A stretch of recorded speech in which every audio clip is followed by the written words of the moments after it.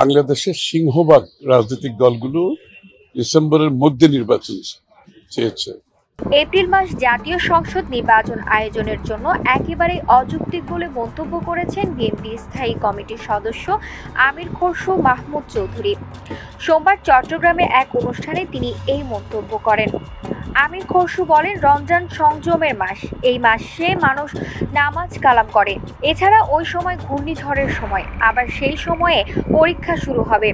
সেই সময়ে নির্বাচন করাটা তো একেবারেই অসম্ভব ব্যাপার। বাংলাদেশের সিংহভাগ রাজনৈতিক দলগুলো ডিসেম্বরের মধ্যে নির্বাচন চেয়েছে, কারণ এই সিদ্ধান্তটা কিন্তু অনেক ভেবে চিন্তে দেওয়া হয়েছে সকলে মিলে, যে কি এরপরে কিন্তু যখন রমজান মাস আসবে, রমজানের মধ্যে তো একটা পবিত্র মাস, সংযমের মাস, তখন তো আপনি নির্বাচনী কর্মকাণ্ড শুরু করার কোনো সুযোগ থাকে না।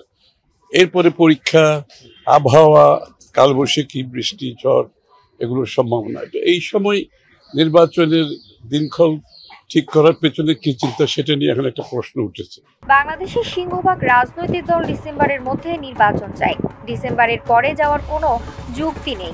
সেপ্টেম্বর বা আগস্টের দিকেও করা যেতে পারে। তিনি বলেন, এপ্রিলে নির্বাচনের সময়টা একেবারে অযৌক্তিক এবং এটা কাদের স্বার্থে সেই প্রশ্নও এসে গেছে। আর এই লোকগুলোর স্বার্থ যদি অক্ষুণ্ণ থেকে যায়, তবে আগামী নির্বাচন এই সরকারের অধীনে সুষ্ঠু হবে কিনা তা নিয়ে প্রশ্ন থেকে যায়। সবচেয়ে বড় প্রশ্ন হচ্ছে, যেখানে সিংহভাগ রাজনৈতিক দলগুলো ডিসেম্বরের মধ্যে নির্বাচন চেয়েছে, যেখানে আমাদের ঐক্যমতের বিষয়টা একবারে শেষ পর্যায়ে, আরো প্রায় 6 মাস আছে ডিসেম্বর, যেখানে সিংহভাগ রাজনৈতিক দলগুলো ডিসেম্বরের মধ্যে চেয়েছে এবং তারও আগে করা সম্ভব। আসলে সেপ্টেম্বর, অক্টোবর, নভেম্বরে নির্বাচন করা সম্ভব। তারপরও কেন নিয়ে যাওয়া হচ্ছে, এটা নিয়ে তো এখন একটা বিভিন্ন সন্দেহের উদ্রেক ঘটছে।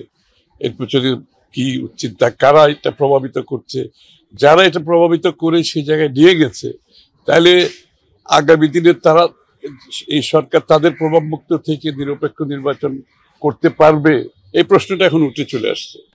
এবং একটা নিরপেক্ষ নির্বাচন আদৌ হবে কিনা, যেটার জন্য আমাদের প্রায় যাদের বয়স 35 হয়ে গেছে, তারা গত 3-4টি নির্বাচনে ভোট দিতে পারেনি।